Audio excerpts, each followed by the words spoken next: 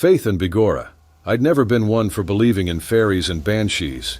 My life was as dull as ditch water, a wee flat in the suburbs, a soul-crushing job counting beans, and nights spent gawking at the telly. However, everything changed drastically on a Tuesday night that will always be remembered vividly in my mind. While I was changing channels, I heard a loud noise coming from the kitchen that was very disruptive. At first I reckoned it was just the old building groaning like me day after a night at the pub, but then it came again, loud as thunder. Reluctantly, I dragged myself to the kitchen, dark as a priest's cassock. I hesitated before flicking on the light, half expecting to see a leprechaun dancing on me countertop. But no, everything was as right as rain. I shrugged it off and went back to me perch. That's when I noticed the telly had gone to sleep without me permission.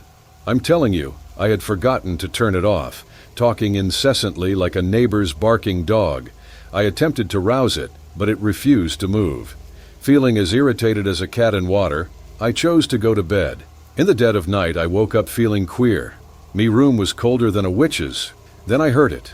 Footsteps in the hall, slow and heavy as if death itself was taking a stroll. Jesus, Mary, and Joseph. I lived alone, didn't I? The footsteps stopped at me door, and I was frozen stiffer than a board. The doorknob turned slower than molasses in January. I squeezed me eyes shut, waiting for the banshee's wail. But nothing happened, as if the whole thing was just a bad pint of Guinness messin' with me head. When I finally peeked, the door was shut tight as a miser's purse. I told myself it was just a dream, and eventually drifted off. Come morning, I felt like I'd been dragged through a hedge backwards. While getting ready for work, I spotted strange marks on the floor, like footprints from a giant's hike through me flat. At the office, I couldn't focus if me life depended on it. Me colleagues were giving me funny looks, saying I was as pale as a ghost and as distracted as a squirrel at a nut convention. I legged it home early, determined to get to the bottom of this mystery. I searched the flat high and low, but found nothing but those blasted marks in the hall. That night, I left every light blazing and the telly blaring like a foghorn, hoping to scare off whatever goblin might be lurking in the shadows. I woke up in the pitch black, me heart pounding like a bodhran. The telly had gone mute again, and then I heard them. The footsteps were back, and this time they weren't stopping for a chat. A shadow darker than a pint of stout slipped into me room, tall as a lighthouse and twice as ominous. I was stuck to the bed like a flypaper, unable to even squeak. The thing loomed over me, its breath cold as the Atlantic in winter. Then quick, it vanished into thin air. The lights flickered like a disco, and I lay there shaken like a leaf in a storm until the sun peeked its head up.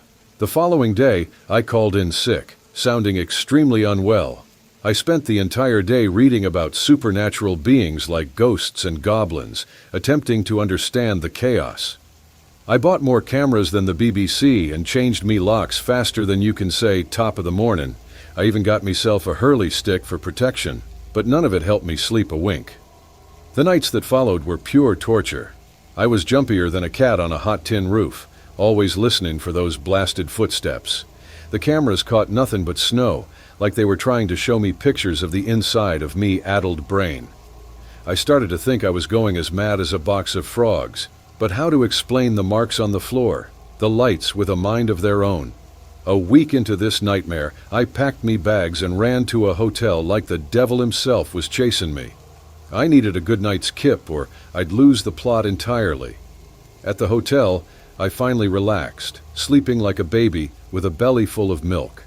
When I woke up, I felt grand, like a new man. Maybe it was all just stress playing tricks on me, I thought. I went home the next morning, cocky as a rooster. The flat seemed normal, cozy even. I spent the day cleaning like a man possessed, trying to sweep away the memories along with the dust. That night I hesitated before hitting the sack, but nothing happened. I slept very soundly and woke up feeling completely healthy.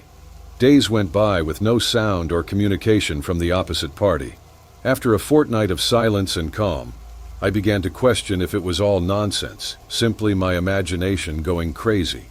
Then the building manager rang me up, asking if I'd noticed anything strange lately.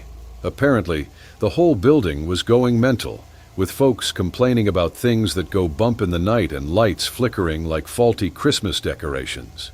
Me blood ran colder than a polar bear's backside. It wasn't just me, after all. Something wicked was afoot in the building. That evening, I didn't get a single moment of sleep.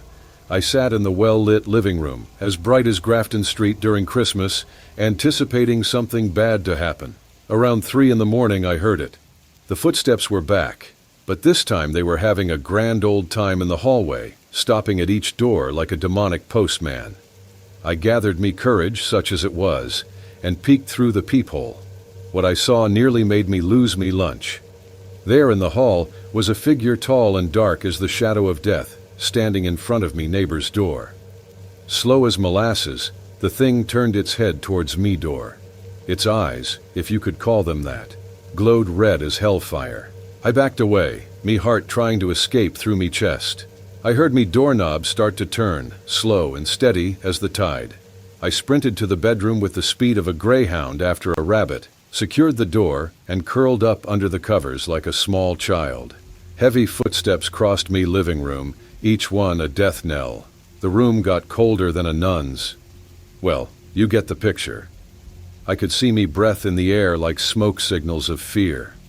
The footsteps came to a sudden halt right at the bedroom entrance. I closed my eyes tightly and asked for help from every saint I could remember.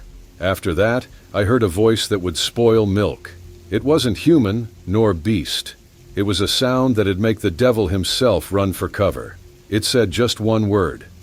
Soon. When I opened me eyes, it was morning. The flat looked normal as you please, but I knew it hadn't been a dream. This was as real as the nose on me face.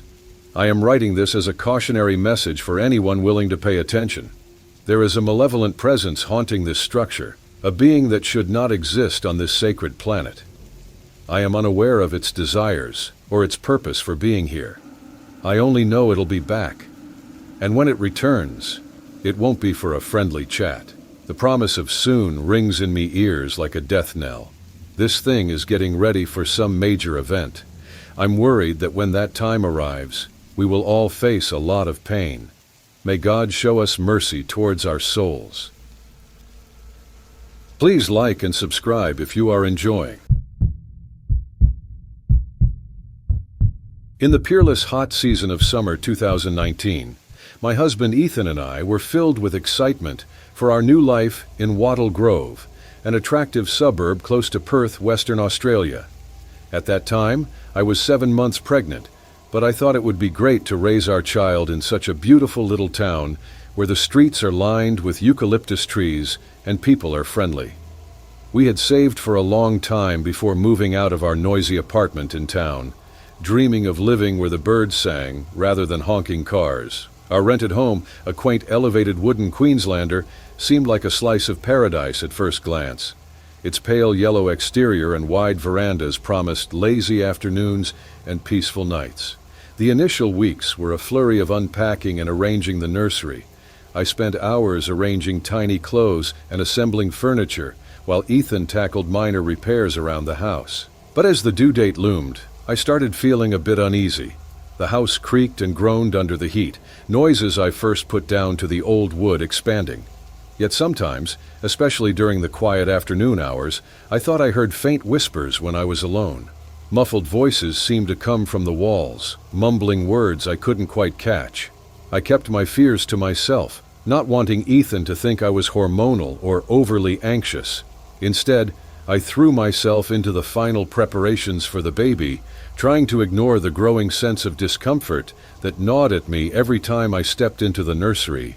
When tiny Zoe came into this world amidst an unusual tempest, her wailing pierced through the thunder like a knife. The labor was hard, dragging on for long hours. Hence, I was exhausted and emotionally unstable. On the contrary, when I held that little parcel in my arms, a profound love surged through my body and seemed to completely dispel the eerie chill at my back. Ethan and I were ecstatic, but this happiness did not last long. From the day we took Zoe into our house, it simply felt wrong. The house, which had seemed merely slightly uncomfortable before, now felt downright oppressive. The air seemed heavier, as if weighed down by an ancient sorrow. Nights became a nightmare.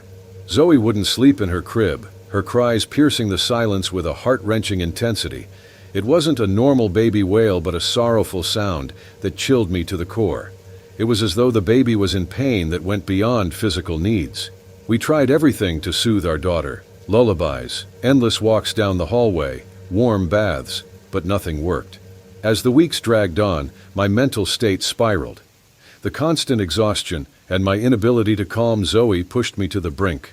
I had vivid nightmares of Zoe in peril, trapped in the walls, suffocating in the stifling attic, or vanishing in the parched backyard.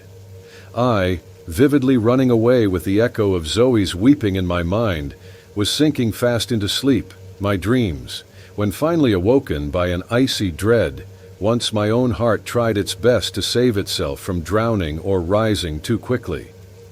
To put it mildly, the pediatrician was a reassuring man in his middle years. He diagnosed colic and suggested several home remedies. He said it's only temporary and will be over soon. However, weeks turned into months without any changes. My own doctor, who identified the deep dark circles on my face and the erratic behavior, suspected me of suffering from postpartum depression. I was given antidepressants, but the nightmares continued to plague me, while Zoe cried out as if ridiculing the state of modern medicine, trying so hard to restore some peace in my life. I was tired and out of options. That's why I used to spend my afternoons on the porch looking for reprieve from both the heat and the stifling air of the house. A creaking rocking chair was all that kept me company as I stared at a quiet street, increasingly missing what was normal with each passing day. Further adding to my plight was the fact that at this rate, with every lodger coming to stay, we would drive everyone out. It was on one of those sweltering afternoons that I met Mrs. Willow, an elderly Aboriginal woman who'd been around since the 60s. With her slow shuffle and eyes that seemed to carry the weight of countless secrets, Mrs. Willow became a constant presence in my afternoons. On a particularly rough day, when Zoe's cries echoed through the house like a ghostly wail, I poured out my troubles to Mrs. Willow. The words spilled out in a rush, like a dam breaking. I spoke of the whispers in the walls, the feeling of being watched, and the irrational fear I felt every time I put Zoe in the crib. When I mentioned a nightmare that happened over and over again where Zoe was engulfed in flames and I couldn't help her, Mrs. Willow frowned and her complexion turned white. The old lady's skin turned ashen, her gaze becoming a mixture of fright and melancholy. Mrs. Willow told a tale from decades ago, long before Wattle Grove became the sought-after suburb it was now. The house had been the scene of a tragedy that the local community had tried to forget. Fire that came from imperfect wiring took the life of a young Aboriginal mother and her 3-month-old baby. Consuming fire, going from one wall to another, their cries are still heard in the stillness of night, crying backs against flames where no help could be found. The official story blamed the mother for negligence, a charge the Aboriginal community always contested. They said the mother's spirit still wandered the property, searching for her lost child and crying out for justice. "Some pains are so deep," murmured Mrs. Willow, "that even death can't erase them." Horrified and feeling suddenly cold despite the heat, I rushed inside, grabbed Zoe, and called Ethan. My words tumbled out in a jumble, mixed with sobs, as I begged him to come home right away. That night, with Ethan still baffled but too worried to argue, we packed up and checked into a hotel downtown. To our immense relief, Zoe slept soundly for the first time since her birth. The hotel's silence, broken only by the baby's soft breathing, felt almost miraculous. In the following days, we faced a tough choice. Going back to the house meant facing the unknown, risking my mental health and Zoe's well-being. Staying away meant giving up our dream of a spacious, peaceful home and dealing with financial complications. After many long talks and sleepless nights, we decided no dream was worth the nightmare we were living. We managed to end our lease, not without hassle, and moved into a modern apartment in downtown Perth. It was smaller and pricier than we had planned, but the peace we felt stepping into our new home was priceless. Zoe's cries vanished as if they'd never been. My nightmares faded, replaced by ordinary dreams of bottles and nappies. Slowly, we began to heal, finding a new normal in our urban abode. 3 years later, I still shudder when I think of that house in Wattle Grove.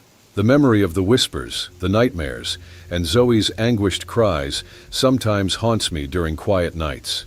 I wonder about the young mother and her baby, the injustice of their deaths, and the pain they left behind. Sometimes, when the wind blows just right, carrying the distant scent of eucalyptus, I swear, I hear a familiar whisper. In those moments, I hold Zoe tight, grateful we escaped, but aware some stories never truly end. The tragedy in Wattle Grove lingers, a silent reminder that some places carry scars too deep to be forgotten. As I watch Zoe play happily, I wonder about the mysteries around us, the untold stories echoing through time. And while I've found peace in our new home, I know there will always be a link to that house in Wattle Grove. An invisible thread, woven by experiences that defy explanation, but deeply shape who we become. Jesus, lads, I will tell you a tale that will make your hair stand on end. Myself and himself are just a pair of young ones, not even 30, with a wee babe of 2.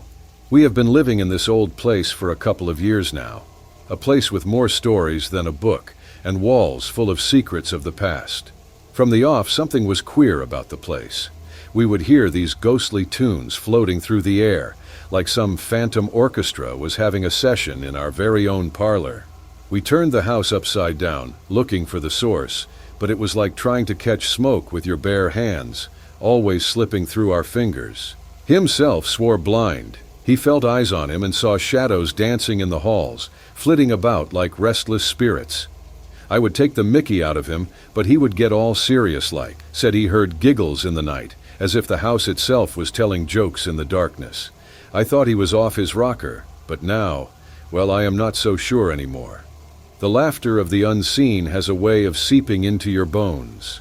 When our little Spud came along, it was like the house called a ceasefire. For a whole year it was grand, as if the very walls were cooing a lullaby. We even joked the wee one had scared off the banshees with his own powerful wails. But last week, oh sweet Jesus and all the saints, himself was away on business, leaving me and the baby alone in this old fortress of secrets. It was the witching hour when the little fella started wailing like a lost soul. I brought him into our bed, and he was out like a light, innocent to the world's terrors. I was wide awake though, so I put on one of them soppy romantic comedies, hoping for a bit of normalcy. Suddenly the room went colder than a witch's tit in a brass bra. The door creaked open slower than molasses in January, and there it was. A tall, dark figure, black as sin itself. No face, just a shadow come to life, drinking in the darkness around it. My heart was thumping like a bodhran at Ixali, threatening to burst right out of my chest. Himself was away on business, leaving me and the baby alone in this old fortress of secrets. It was the witching hour when the little fella started wailing like a lost soul. I brought him into our bed, and he was out like a light, innocent to the world's terrors. I was wide awake though, so I put on one of them soppy romantic comedies, hoping for a bit of normalcy. Suddenly the room went colder than a witch's tit in a brass bra. The door creaked open slower than molasses in January, and there it was. A tall, dark figure, black as sin itself. No face, just a shadow come to life, drinking in the darkness around it. My heart was thumping like a bodhran at Ixali, threatening to burst right out of my chest. I grabbed the baby and backed up against the headboard, shaking like a leaf in a storm. The thing glided towards us, the lights flickering like they were doing a jig of terror. A wind colder than a gravedigger's backside whipped through the room, carrying the stench of old fears and forgotten nightmares. Quick as a flash, I legged it downstairs with the baby. I rang himself, my voice shakier than a drunk on a tightrope over the Liffey. He told me to scarper, so I ran to the neighbors in my nightie, looking like I had seen the devil himself doing a jig in our bedroom. The neighbors, God bless them, must have thought I had gone off my rocker completely, but they welcomed us without asking questions, like the good people they are. I spent the night awake. Himself came home the next day, searched the gaff from top to bottom, but found nothing. It was like the house was playing innocent, the cheeky devil. The walls stood silent, keeping their secrets close. From that time onward, we have been sleeping in the baby's room with every light switched on. As I try to think of an explanation, I only get more confused. It is just like walking through an intricate labyrinth of what-ifs and maybes. Considering asking someone like a priest or wizard for help was one of my thoughts. And before you ask, I was not on the gargle or anything of the sort. This was as real as the nose on your face. My ma has always been into that hocus-pocus stuff, lighting candles and what have you. When I told her, she was like a dog with two tails, excited as a child on Christmas morning, wants to come over and do a bit of spiritual spring cleaning. But I am afraid we might be opening a can of worms, stirring up things best left undisturbed. Himself believes me, thank God for small mercies, but I am still scared out of my wits, jumping at shadows and seeing things in every corner. Do we leg it? Face whatever is in there like David against Goliath? Pretend it is all grand and risk being carried off by the fairies? I am at my wits' end, lads. What is a girl to do when the bumps in the night start bumping back and the very walls seem to breathe with ancient, unknowable life? Thanks for watching. Subscribe to the channel and turn on notifications so you don't miss anything.